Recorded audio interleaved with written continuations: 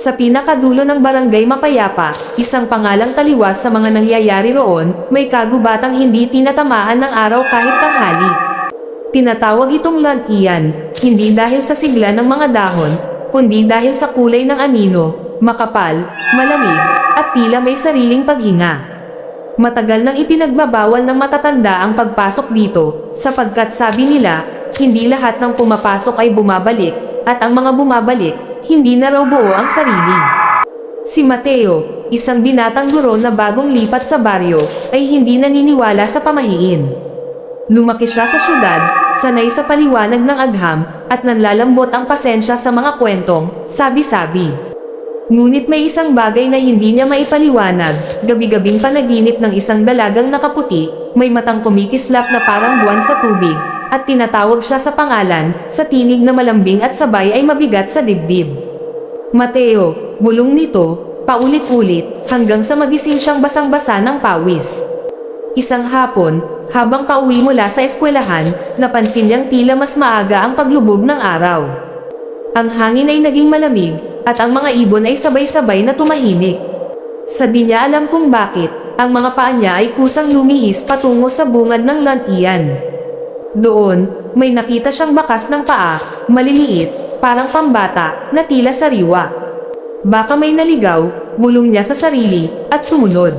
Habang lumalalim siya sa gubat, nag-iba ang mundo. Ang mga punay tila yumuyuko, ang mga ugat ay gumagapang na parang ahas, at ang hangin ay may halong samyo ng bulaklak at nabubulok na dahon. Sa gitna ng katahimikan, narinig niya ang isang halakhak, malumanay, parang tinatawanan ang isang matagal ng biro. Hindi ka dapat narito, sabi ng tinig, mula sa kung saan-saan. Lumabas mula sa likod ng punong balete ang dalagang nasa kanyang panaginip.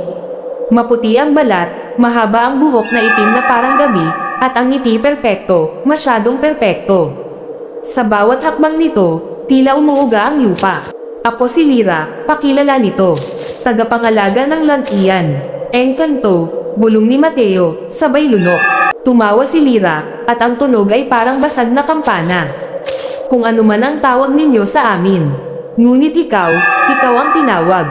Mula noon, nagbago ang mga gabi ni Mateo. Sa tuwing pipaykit siya, naroon si Lyra, ipinapakita ang mga lihim ng gubat, ilog na kumikislap na parang pilak, mga nilalang na kalahating tao, kalahating anino, at mga punong may mukha ng mga taong matagal nang nawawala. Ipinangako ni Lyra ang kaalaman, kapangyarihan, at isang buhay na hindi tatanda. May kapalit lamang, isang alaala sa bawat gabi, sabi nito, hanggang sa maging isa ka sa amin. Sa una, maliit na bagay lamang ang nawawala kay Mateo, ang mukha ng kanyang ina, ang amoy ng kusina noong bata pa siya. Ngunit dinaglaon, pati ang sariling pangalan ay nagsimulang lumabo. Napansin ng mga taga-baryo na nagiging tahimik siya, ang mga matay tila may kinakausap na iba. Isang gabi, naglakas loob ang matandang albularyo na si Tandang Simo na sundan siya. Sa gitna ng lantian, nakita niya si Mateo na nakaluhod sa harap ng balete, habang si Lyra ay nakapatong ang kamay sa ulo nito. Sa paligid nila, nagsimulang lumitaw ang mga anyo, mga taong dating taga-baryo, ngayon ay may matang hangkag at ngiting pilit. Hindi pa huli, sigaw ni Tandang Simo, sabay hagis ng asin at orasayon. Sumigaw si Lyra, isang sigaw na nagpayanag sa mga puno. Sa iglap, nagdilim ang paligid, at ang mga nilalang ay sabay-sabay na tumingin sa albularyo. Ang kanilang mga bibig ay bamuka, at iisang tinig ang lumabas. Manatili ka. Kinabukasan, natagpuan ng mga taga-baryo si Tandang Simo sa bungad ng gubat, buhay, ngunit wala na ang kanyang mga mata. Si Mateo naman ay hindi na nakita kailanman. Ngunit tuwing gabi, may bagong kwento ang hangin.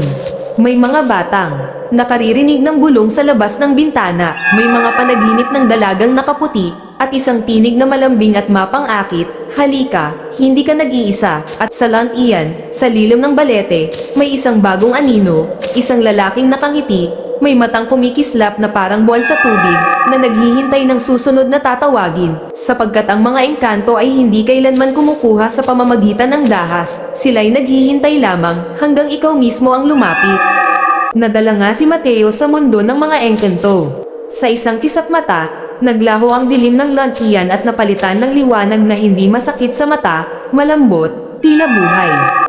Ang langit ay kulay ginto at bughaw, ang mga ulap ay parang hinihingahan.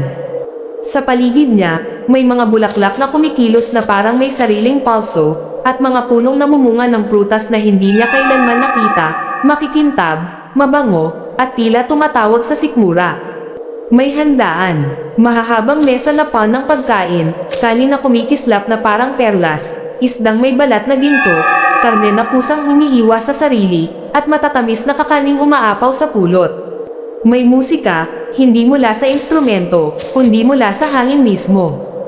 Ang mga engkanto ay nagsasayawan, at ang kanilang mga ngiti ay walang bakas ng gutom, walang bakas ng oras. Isang misa ang nagaganap, ngunit hindi para sa Diyos ng tao. Ito'y pista para sa pagdating ni Mateo. Sa gitna ng kasiyahan, muling humarap si Lyra kay Mateo. Inilapit niya ang kanyang noo sa noo nito. "Dito ka na," bulong niya.